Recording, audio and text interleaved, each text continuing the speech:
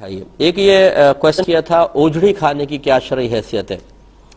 دیکھیں مسئلہ یہ ہے کہ نبی کریم صلی اللہ علیہ وسلم نے ایک ذبیحہ کے 7 اعضاء کو کھانا منع فرمایا ہے اور ان 7 اعضاء میں اوجڑی کا ذکر نہیں فرمایا، لیکن فقہا نے دیکھا کہ جن 7 اعضاء کو سرکار نے منع کیا ہر ایک کے اندر ایک چیز مشترک ہے اور وہ یہ کہ اس عضو کا کسی نہ کسی گندگی سے اتصال ہے، تو بس انہوں نے یہاں پر قیاس کر کے اوجڑی کو بھی منع کیا کہ 7 چیزیں تو نبی کریم صلی اللہ علیہ وسلم نے صراحتاً منع فرمائیں، لیکن چونکہ اوجڑی کا ذکر تو نہیں ہے لیکن یہ بھی گندگی سے متصل ہوتی ہے، لہٰذا ہم اس کو بھی شامل کریں گے، لہٰذا فقہا نے پھر منع فرمایا کہ اوجڑی کھانا منع ہوگا۔ اب شرعی حکم یہ ہوتا ہے کہ جب قرآن کی نص قطعی سے کسی چیز کی حرمت ثابت ہوتی ہے تو ہم کہتے ہیں یہ حرام ہے، جب حدیث سے ثابت ہو تو ہم کہتے ہیں مکروہ تحریمی ہے، اور یقینی سی بات ہے کہ جب فقہا کے اجتہاد سے کسی چیز کی حرمت ثابت ہوگی تو ہم اس کو ذرا ہلکا حکم دیں گے، کیونکہ یہ حدیث سے ہلکا ہوتا ہے تو ہم کہیں گے یہ مکروہ تنزیہی ہے، اگرچہ بعض علماء نے ہمارے اس اوجڑی کو مکروہ تحریمی ہی لکھا ہے۔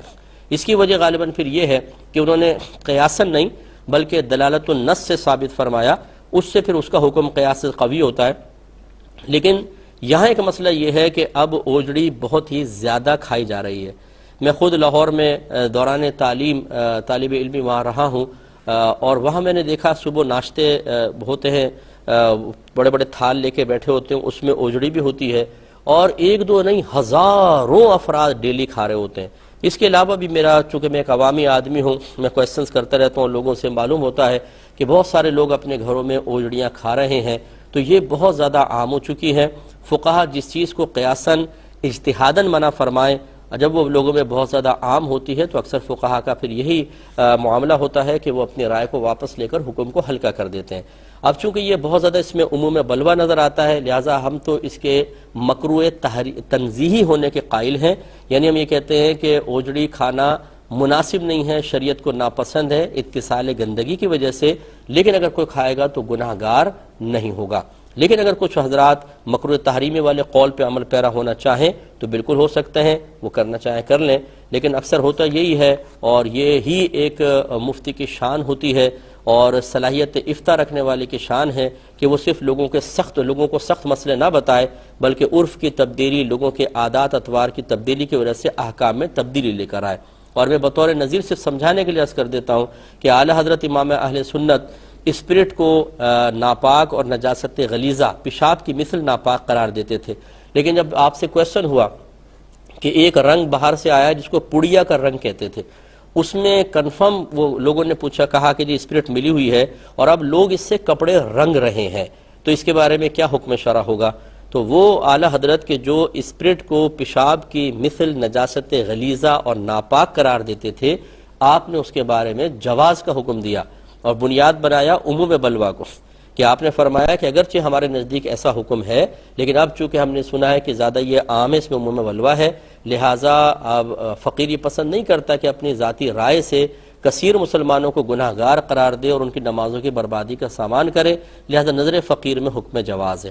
الفاظ تھوڑے آگے پیچھے ہوں گے لیکن مفہوم اور مقصود یہی ہے۔ اب دیکھیں پڑیا کے رنگ کو یہ تو نہیں کہ سارے کے سارے علماء اس سے رنگنا شروع ہو گئے تھے، عوام میں وہ چیز عام ہوئی تھی، اور جب کوئی چیز عوام میں عام ہو جائے، ان کی عادت میں شامل ہو جائے تو عادت چھڑوانے میں بہت حرج ہے اور شریعت حرج کو اٹھاتی ہے، لہٰذا مکروہ تنزیہی کا قول ہمارے نزدیک جو بھی مطلب اسباب 6 جو مسا حکم کے تبدیلی کے اسباب ہوتے ہیں ان پہ نگاہ رکھنے والا ہوگا، انشاءاللہ وہ اس دور کے اعتبار سے یہی فیصلہ کرے گا۔ اگرچہ بہت سارے ایسے مفتیان کرام موجود ہیں، ان پہ کوئی طنز نہیں ہے، کوئی اٹیک نہیں ہے، کہ جو اسباب 6 پہ نہ دسترس رکھتے ہیں، نہ ان کو یہ معلوم ہے کہ یہ اسباب 6 کہاں کہاں اس وقت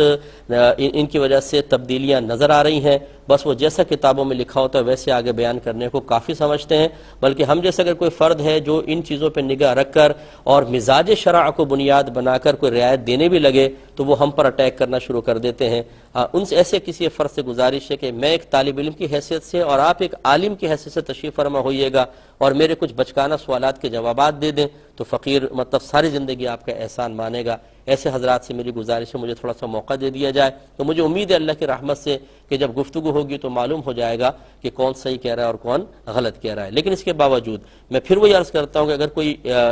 بزرگان دین کی کوئی بات لکھی ہوئی ہے اس کو بے عینی ہی کوڈ کرتا ہے، اس فرق کو محسوس کیے بغیر کہ اب معاشرہ زمانہ بدل گیا ہے، لوگوں کی عادات، اطوار، ان کی کیفیات، رسم و رواج، عرف تبدیل ہو چکا ہے، تو پھر ہم اس پہ بھی تانہ زنی نہیں کرتے ہیں۔ لیکن یہ ہم ضرور گزارش کرتے ہیں کہ جب ہم کوئی بات بیان کریں یا تو آپ آ کے گفتگو کریں کہ بھئی آپ نے غلط بات بولی ہے، شریعت کے خلاف ہے، قرآن کے خلاف ہے، اصول شرع کے خلاف ہے۔ یہ تو میرے خیال میں نہ کوئی ہمت کرتا ہے، نہ وقت نکالنے کے لیے تیار ہے۔ کوئی میں ایسا تو نہیں ہوں کہ مجھ سے کوئی ڈرا جائے گا۔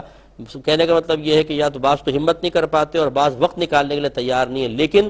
طنز کرنے کے لیے اور پبلکلی اس طرح کے مسائل کو ڈسکس کر کے کسی پر اٹیک کرنے کے لیے تیار ہے، حالانکہ یہ بہت بڑا گناہ ہے اور یہ بہت ہی غلط چیز ہے۔ اس لیے ہماری گزارش یہ ہے کہ یا پہلے ان تمام اسباب سبعہ یا اسباب ستہ پر اچھی طرح نگاہ رکھ کر ان کی روشنی میں جو مسائل میں جدید دور میں تبدیلیاں آئی ہیں اس کو دیکھیں، پھر ہمارے اس بیان کردہ مسئلے کو جب انشاءاللہ سنیں گے تو فرق واضح طور پہ نظر آئے گا۔